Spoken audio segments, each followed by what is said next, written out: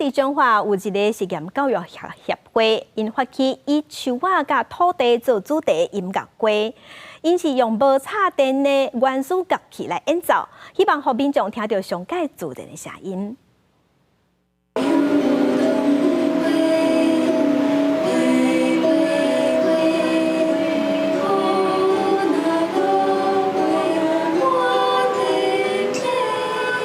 2012年，由阿灿老师成立的灿音节，用歌声唱出台湾的自然景色。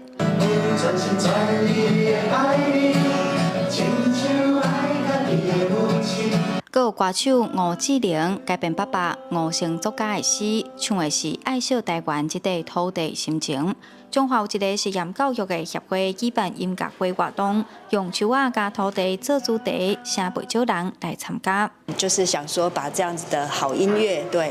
可以分享给社头这边的朋友。那没想到就是报名的人，对比我们预期的还要好。进前听伊相关的作品，拢是甲关心中华这个土地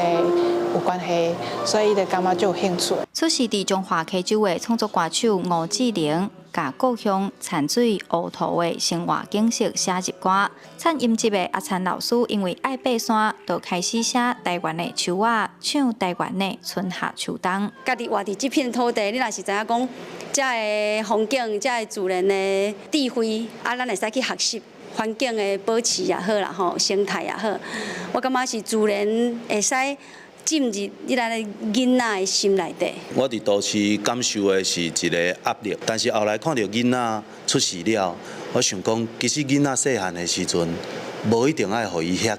竞争，甚至上重要的是，因爱甲大自然、甲土地会使做伙佚佗。 主办单位表示，这场演出真特别，无用电子伴奏音乐，拢是乐器无插电直接演奏出来的乐音，希望互民众听到上自然的声音，做伙用音乐关怀土地。记者杨淑晴，中华报道。